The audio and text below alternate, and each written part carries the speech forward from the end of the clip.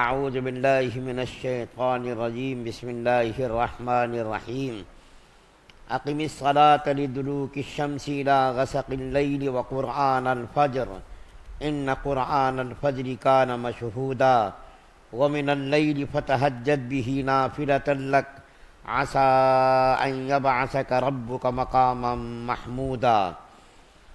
اے پیغمبر صلی اللہ علیہ وسلم، سورج ڈھلنے کے وقت سے لے کر رات کے اندھیرے تک نماز قائم کرو اور فجر کے وقت قرآن پڑھنے کا اہتمام کرو۔ یاد رکھو کہ فجر کی تلاوت میں مجمع حاضر ہوتا ہے، اور رات کے کچھ حصے میں تہجد پڑھا کرو جو تمہارے لیے ایک اضافی عبادت ہے۔ امید ہے کہ تمہارا پروردگار تمہیں مقام محمود تک پہنچائے گا۔ کل آپ کے سامنے ذکر کیا گیا تھا، اس وقت جو سورہ کی آیت پڑھی گئی ہے وہ بنی اسرائیل کی 78 اور 79 نمبر کی آیت ہے۔ کل آپ کے سامنے ذکر کیا گیا تھا کہ کفار نے نبی کریم صلی اللہ علیہ وسلم کو مکر کے ذریعے، فریب کے ذریعے دھوکہ دینا چاہا تھا، اور یہ کہا تھا کہ آپ غربا کو، مساکین کو اپنی مجلس سے ہٹا دیجئے، تب ہم آپ کی مجلس میں بیٹھیں گے۔ تو اللہ تعالیٰ نے وحی کے ذریعے نبی کریم صلی اللہ علیہ وسلم کی رہبری فرمائی اور اس بات سے منع کر دیا کہ آپ ان کی پیشکش کو ہرگز قبول نہ کریں، اور آپ اپنی مجلس سے غربا کو، مساکین کو نہ ہٹائیں، ان کا مقام اللہ کے نزدیک بہت بڑا ہے۔ اس وقت جو آیت کریمہ پڑھی گئی ہے، اس آیت کریمہ میں اللہ تعالیٰ نے نماز کے 5 نمازوں کا ذکر کیا گیا ہے۔ جو اس وقت آیت کریمہ 78 نمبر کی پڑھی گئی ہے، اس آیت کریمہ میں 5 نمازوں کا ذکر کیا گیا ہے، اور ان 5 نمازوں کے اوقات کی تعیین وضاحت کے ساتھ نہیں کی گئی ہے۔ 5 نمازوں کا ذکر اشاروں میں کیا گیا ہے۔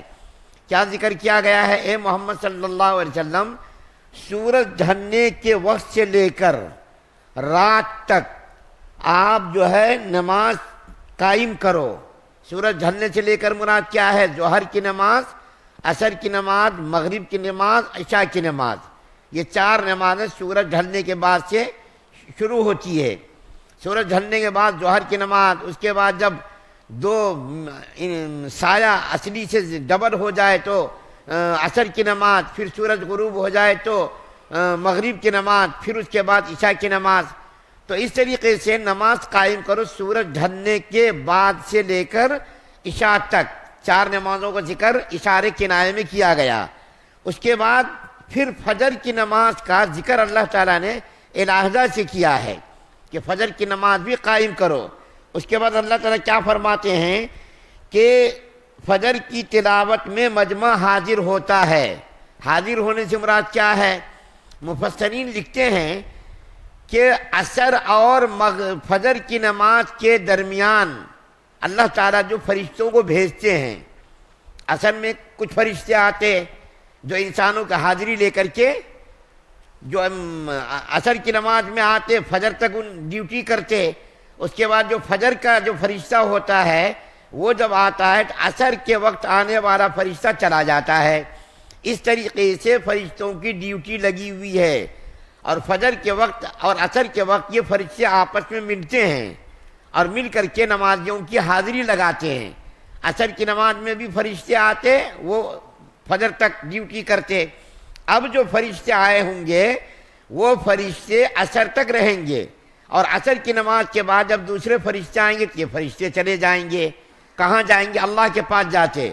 اللہ تعالیٰ کو سب کچھ معلوم ہونے کے باوجود بھی اللہ تعالیٰ پوچھتا ہے فرشتوں سے، اے فرشتوں تم کہاں سے آئے ہو؟ تو وہ فرشتے کہتے ہیں کہ یا اللہ، فلاں مسجد سے فلاں نمازی کی حاضری لے کر کے میں آیا ہوں، اس آدمی کی نماز کی میں شہادت دیتا ہوں کہ فلاں آدمی عصر میں بھی تھا، مغرب میں بھی تھا۔ اللہ کو معلوم ہے، لیکن مسلمانوں کی اور نمازیوں کی فضیلت بیان کرنے کے لیے، اور چونکہ انسانوں پر فرشتوں نے اعتراض کیا تھا کہ آپ انسانوں کو کیوں پیدا کرتے ہیں، یہ تو خون خرابہ کریں گے، قتل و قتال کریں گے، تو اللہ تعالیٰ اس کی بات کو جتانے کے لیے تم نے ایسا کہا تھا، دیکھو میرے بندے میری عبادتوں کے اندر لگے ہوئے ہیں۔ اور فجر کی نماز کا ذکر اللہ تعالیٰ نے اس لیے الگ سے کیا ہے مفسرین لکھتے ہیں کہ فجر کی نماز پڑھنا یہ بہت ہی مشکل کام ہوتا ہے، نیند کو قربان کرنا۔ بہت سارے لوگ ایسے جو شوگر کے مریض ہوتے، ہارٹ کے مریض ہوتے، ان مریضوں کو رات بھر نیند نہیں آتی ہے۔ جب رات بھر نیند نہیں آتی ہے تو فجر کے موقع پر نیند آ جاتی ہے اس کے لیے اٹھنا مشکل ہو جاتا ہے، لیکن اللہ کا حکم سمجھ کر وہ مسلمان اٹھ کر کے آتا ہے، نماز ادا کرتا ہے۔ تو اللہ تعالیٰ نے فجر کی اہمیت کے پیش نظر اس کو الگ سے بیان کیا ہے۔ اور حدیث شریف کے اندر آتا ہے جو آدمی عشاء کی نماز جماعت سے پڑھ لے اس کو آدھی رات کا ثواب ملتا ہے، اور جو فجر کی نماز جماعت سے پڑھ لے اس کو آدھی رات کا ثواب ملتا ہے۔ گویا کہ دو نمازوں کی پابندی اگر کسی نے کر لی، پڑھنا تو پانچوں نمازیں ہیں، لیکن دو نمازوں کی اگر کسی نے پابندی کر لی تو اس کو پوری رات نماز پڑھنے کا ثواب مل جائے گا۔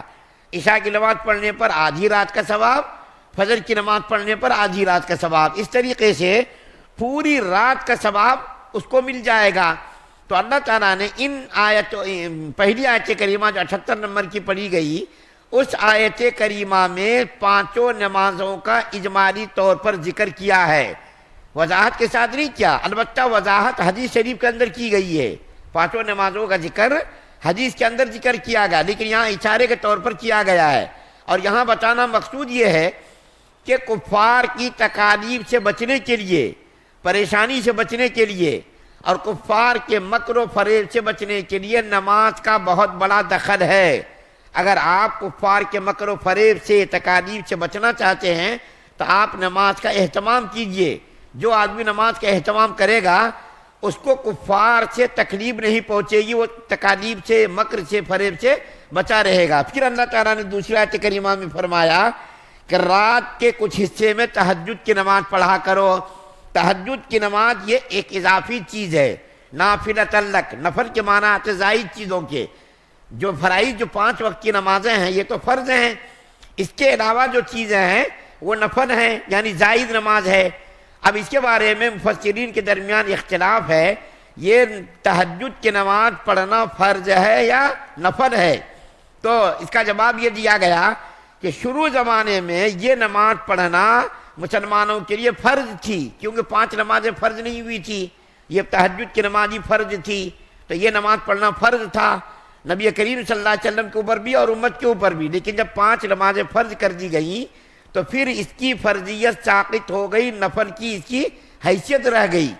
لیکن بعض علماء کہتے ہیں کہ نبی کریم صلی اللہ علیہ وسلم کے لیے یہ 5 نمازوں کے علاوہ ایک نماز اور تھی جو نبی کریم صلی اللہ علیہ وسلم کے اوپر ضروری تھی، امت کے لیے سہولت دی گئی، امت کو تو اس کی اجازت دی گئی، اس کا اختیار دیا گیا کہ آپ اگر پڑھنا چاہیں تو آپ پڑھیں، نہ پڑھنا چاہے تو کوئی اس کے اوپر گناہ نہیں۔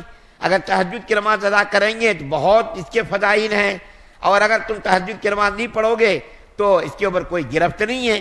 لیکن سب سے بہترین علماء نے اس کی تدبیر یہ بتائی ہے کہ اگر کسی کو رات کو اٹھنے کا، اگر کسی کا ارادہ نہ ہو یا رات کو آنکھ کسی کے نہ کھلے، تو اس کے لیے علماء نے سب سے بہترین تدبیر یہ بتائی ہے کہ عشاء کی نماز کے بعد کچھ رکعتیں پڑھ لے، چاہے 2 رکعت ہو، 4 رکعت ہو، 8 رکعت ہو، جتنی سہولت سے پڑھ سکتا ہو، عشاء کی نماز کے بعد فوری وہ کچھ نمازیں پڑھ لے تو انشاءاللہ اس کو تہجد کی نماز کا ثواب بھی مل جائے گا۔ تہجد کی نماز کے بارے میں فضائل میں آتا ہے کہ تہجد کی نماز تمام نبیوں کی سنت رہی ہے، تمام نبیوں کا طریقہ رہا ہے، صلحاء کا، انبیاء کا یہ طریقہ رہا ہے۔ تو تہجد کی نماز چونکہ پڑھنا آدمی کے لیے دشوار ہوتا ہے، رات کو بیدار ہونا دشوار ہوتا ہے، تو اس کے لیے علماء نے لکھا ہے کہ سب سے بہترین طریقہ یہ ہے کہ اگر کسی کو اٹھنے کی امید نہ ہو تو عشاء کی فرض نماز کے بعد کچھ رکعتیں زائد پڑھ لے، وہ رکعتیں تہجد کے قائم مقام ہو جائیں گی۔ اس کے بعد جو آیت کریمہ کا آخری جملہ ہے کہ اللہ تعالیٰ آپ کو مقام محمود تک پہنچائے گا۔ مقام محمود کیا ہے؟ چونکہ یہ ذرا تفصیل طلب مسئلہ ہے، انشاءاللہ اس کے بارے میں کل ذکر کروں گا کہ مقام محمود کیا ہے۔ یہ مقام محمود نبی کریم صلی اللہ علیہ وسلم کو سب سے بڑا مقام، جو جنت کا سب سے بڑا مقام ہے، وہ مقام اللہ تعالیٰ عطا فرمائیں گے۔ یہ کسی نبی کو یہ مقام اللہ تعالیٰ نہیں فرمائیں گے، یہ صرف ہمارے نبی کریم صلی اللہ علیہ وسلم کا خاص مقام ہے جو اللہ تعالیٰ نبی کریم صلی اللہ علیہ وسلم کو مقام محمود عطا فرمائیں گے۔ اور یہ مقام محمود کیا ہے؟ دیکھیے، ہر مسلمان کو اذان کے بعد دعا پڑھنے کا حکم دیا گیا۔ اللہم رب هذه الدعوة التامة والصلاة القائمة آت محمدا الوسيلة والفضيلة والدرجة الرفيعة وابعثه مقاما محمودا الذي وعدته إنك لا تخلف الميعاد۔ ہر اذان کے بعد یہ دعا پڑھنے کا حکم دیا گیا اور اس میں مقام محمود طلب کرنے کا حکم دیا گیا کہ نبی کریم صلی اللہ علیہ وسلم کے لیے مقام محمود طلب کرو۔ تو چونکہ ذرا یہ وضاحت طلب مسئلہ ہے، اس لیے انشاءاللہ اس کے بارے میں کر بیان کروں گا۔ اللہ سے دعا ہے اللہ ہم سب کو سننے زیادہ عمل کی توفیق عطا فرمائے۔ سبحان اللہ و بحمدہ، سبحانک اللہم و بحمدک۔